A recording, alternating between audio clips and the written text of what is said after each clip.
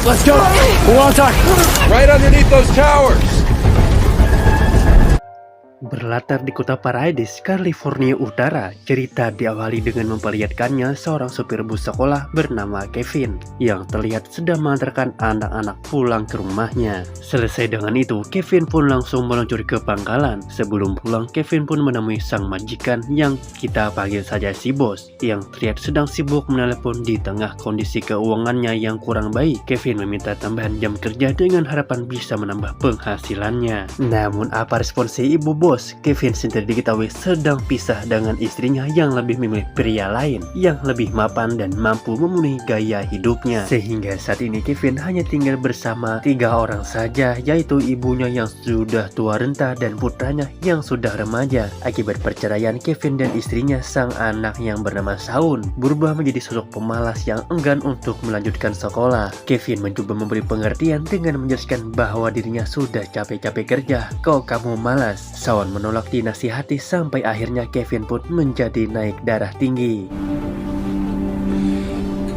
Keesokan paginya tepat pukul 6:15 terlihat ada angin kencang yang datang dari barat. Angin tersebut telah tak sengaja menyebabkan panel tiang listrik mengalami percikan yang menyebabkan timbulnya api yang membakar rumput dan permukaan. Alhasil terjadilah kebakaran disertai angin kencang yang mempercepat penyebarannya. Departemen kebakaran pun langsung mengetahui hal itu dari kamera pengawas yang tersebar dari beberapa titik. Operator dengan cepat menghubungi para petugas damkar agar segera meluncur ke lokasi kebakarannya. Kembali ke Kevin yang sedang bekerja menjemput anak-anak dari rumahnya untuk diantarkan ke sekolah. Selesai mengantar para murid, Kevin akan tiba di pangkalan. Namun tiba-tiba mendapatkan telepon dari ibunya yang memberitahu jika Shaun anaknya saat ini sedang demam dan disertai muntah-muntah. Belum selesai dengan anaknya, Kevin dihubungi oleh si bos yang memintanya untuk segera kembali ke pangkalan karena mundur sudah menunggu untuk melakukan pemeliharaan pada mobil bus yang dikendarainya. Tak hanya itu saja, Kevin nampaknya harus banyak-banyak sabar saat ini. Ia akan mengisi bahan bakar karena selain harus mengantri cukup lama, si ibu terus saja bertanya apa yang ia harus dilakukannya. No. Look, it can't be... Kevin pun melanjutkan perjalanan menuju ke pangkalan dengan si ibu bos yang lagi-lagi menghubungi Kevin agar segera kembali ke pangkalan secepat mungkin. Yang mengenal Shaun sendiri, Kevin menyuruh ibunya untuk tunggu sebentar. Kevin akan mencari apotek untuk membelikannya obat demam. Selesai membeli obat demam dari apotek, kini yang menelpon adalah mantan istrinya alias ibu kandung si Shaun yang ujung-ujungnya memarahi Kevin dengan mengatakan ia adalah ayah yang buruk. Shaun ternyata sudah mengadu pada ibunya dengan mengatakan dirinya sedang sakit, tapi ayah malah sibuk bekerja dan tidak memikirkan Kevin. Sang mantan terus saja nyerocos menyalahkan Kevin yang dianggap kurang perhatian pada putra mereka. Si mantan mengancam akan mengambil hak asuh dari atas si Shaun andai kata Kevin tidak segera pulang ke rumah untuk mengobati anak mereka. Sejenak kita tinggalkan dulu urusan Kevin dan beralih pada petugas damkar yang sudah ada tiba di lokasi. Mereka benar-benar terkejut saat melihat jika api dengan cepat melahap hampir seluruh hutan di lereng tersebut. Hal itu sekali lagi diakibatkan oleh angin kencang yang melanda tempat ini, sehingga menyadari kebakarannya akan semakin bertambah semakin besar. Para petugas ini pun memilih untuk balik kanan dan akan meminta bantuan pusat untuk mengarahkan seluruh pasukan beralih ke pimpinan damkar yang sudah tiba di dekat lokasi kebakaran.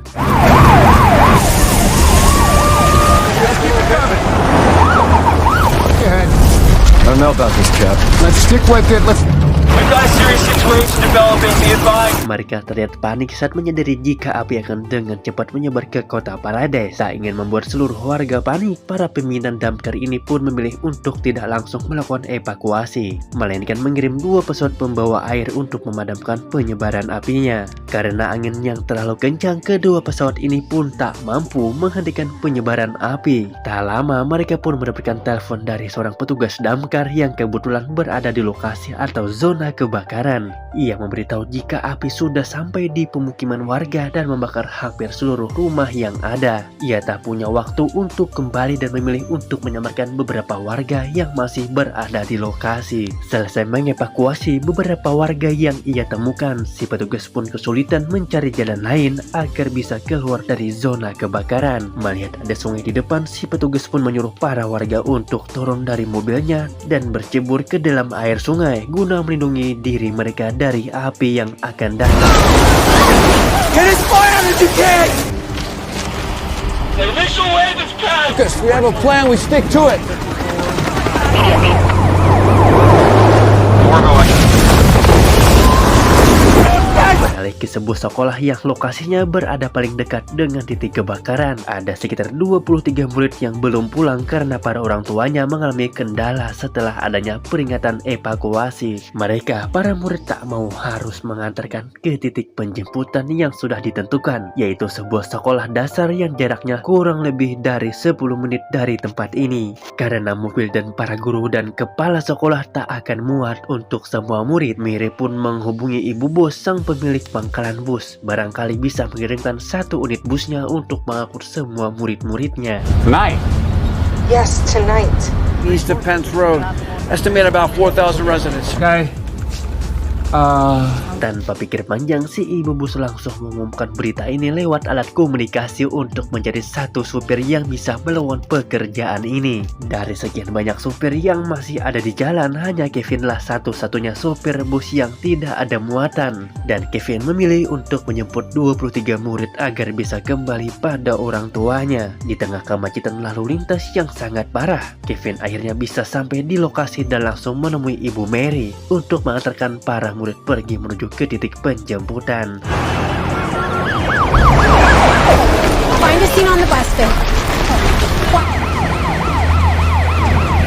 Di saat yang sama, pimpinan damkar Red baru saja sampai dari markas untuk berkoordinasi dengan semua pihak yang terkait. Yang pada intinya si pimpinan ingin agar semua warga segera kembali dievakuasi ke tempat aman. Dan juga meminta pihak PLN untuk segera melakukan pemadaman listrik. Karena selain mendapatkan membahayakan pihak damkar yang sedang bekerja, listrik juga bisa mengancam warga yang masih berada di lokasi. Si bos sendiri terlihat sedang sibuk memeriksa satu persatu unitnya yang sudah kembali ke pangkalan. Dari semua minibus yang sudah kembali, hanya Kevinlah satu-satunya sopir yang belum datang karena saat ini sedang terjebak macet di tengah para warga yang berbondong-bondong menjauh lokasi kebakaran. Akibat pemadaman listrik di sebagian wilayah, radio dan alat komunikasi pun tidak berfungsi yang menyebabkan Kevin tidak bisa menghubungi pangkalan. Melihat kondisi jalanan yang macet parah dan entah berapa jam akan kembali kondusif, Kevin pun berinisiatif untuk memilih jalan alternatif yang sempat menimbulkan ketegangan bagi ibu Mary dan para muridnya.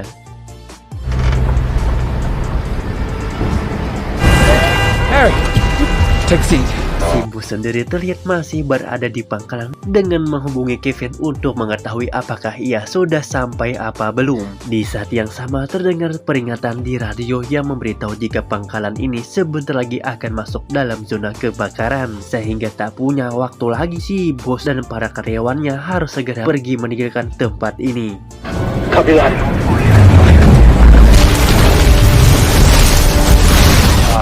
Do you read? Kondisi kebakaran sendiri sudah masuk ke dalam tahap ngebul alias berasap yang mengakibatkan seluruh kota Parades menjadi gelap gulita seperti malam dan kemacetan pun semakin parah. Pihak damkar pun semakin panik, begitu pula dengan Kevin yang sudah salah mengira jika jalan alternatif akan lebih aman. Namun ternyata tidak, karena sebagian besar orang pun mengambil jalur yang sama karena mengira akan lebih cepat sampai pada tujuan. Setengah jam terjebak dalam kemacetan ditambah anak-anak yang mulai ketakutan, membuat Kevin merasa perlu untuk turun dari bus meminta ibu Mary untuk pegang kemudi. Kevin mendatangi petugas yang berada di perempatan untuk mengetahui apa yang terjadi penyebab kemacetan, yang ternyata truk damkarlah penyebabnya. Mereka menolak untuk mundur karena harus segera memadamkan kebakaran, sehingga daripada membuang waktu berdebat dengan petugas, Kevin pun memilih untuk membantu mengamankan lalu lintas agar busnya segera bisa kembali lewat. Lepas dari kemacetan, ibu Mary pun bisa bisa tersenyum karena tinggal 1 menit lagi untuk sampai di tempat tujuan. Para murid diminta untuk bersiap jangan sampai ada barang yang ketinggalan. Dan gawat, gedung sekolah dasar yang menjadi titik penjemputan pun habis terbakar dimakan si jago merah.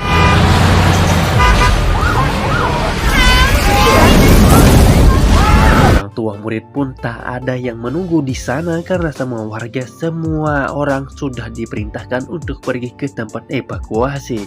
Berlari ke markas damkar yang masih belum berhasil mengevakuasi seluruh warga di kota Paredes. 30.000 jiwa yang masih terjebak di sana. Tak lama si pimpinan pun mendapatkan laporan terkait beberapa petugas di lapangan yang mendapati adanya kabel listrik yang masih aktif. Sehingga perwakilan PLN pun dipanggil dan didesak untuk segera memadamkan seluruh listrik di kota ini. Kembali ke Kevin yang dengan fakta bahwa tidak mungkin diam di tempat atau putar balik ke jalur yang sudah jelas macet. Ibu Mary yang membawa peta pun menunjukkan jalan lain untuk bisa minimal keluar dari zona kebakaran. Jalurnya sempit, melewati hutan dan lereng perbukitan.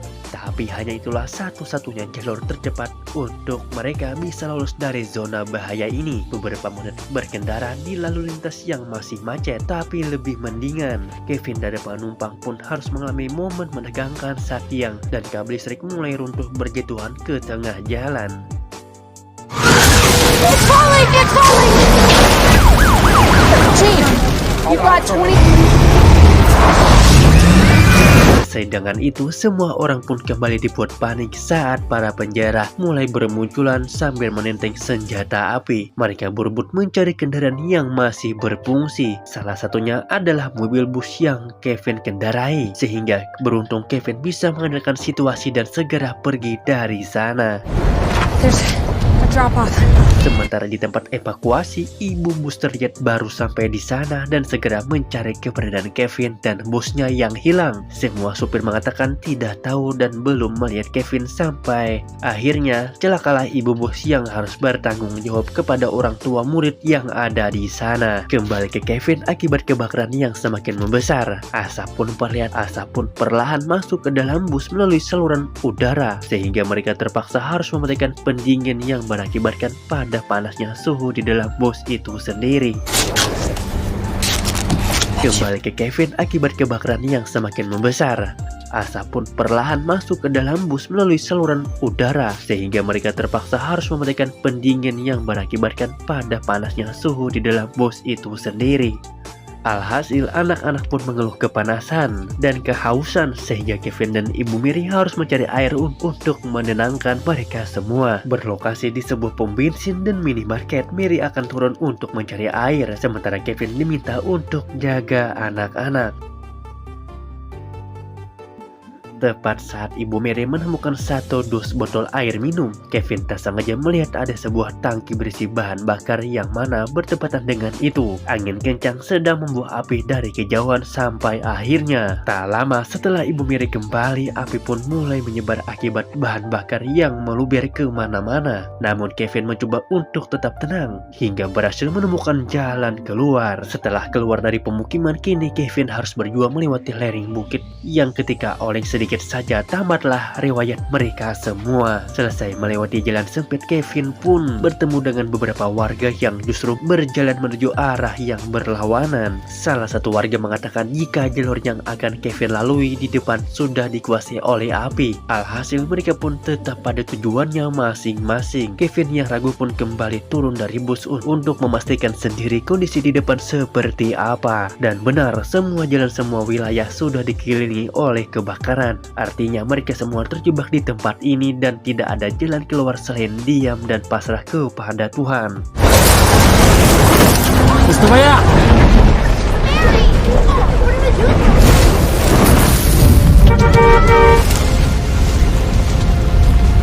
Kevin pun kembali ke bus dan memberitahu jika Ibu Mary tentang situasi saat ini. Ibu Mary sempat mengusulkan untuk mereka berjalan kaki saja dan ikut warga yang tadi pergi ke belakang. Kevin menjawab mereka tidak akan bertahan selama di sana. Satu-satunya kesempatan yang mereka punya adalah hanya diam dan bertahan di dalam bus ini. Tak ingin tinggal diam menunggu api datang, Kevin pun berpikir sebuah ide untuk memotong bajunya menjadi potongan kecil yang membasahi dengan air, dan itu berguna sebagai filter mulut untuk mengurangi asap yang masuk ke dalam pernapasan. Di titik-titik krusial seperti ini selalu saja ada masalah ketika mesin mobil mendadak mati. Kevin turun untuk memperbaikinya, dan disinilah momen paling menegangkan yang akan mereka rasakan ketika Kevin memaju mobil dengan kecepatan tinggi, menerobos api yang ada di sebelah kanan dan kiri, melewati pepohonan yang semak-semak yang sudah habis terbakar oleh api. More fires! Look for fires!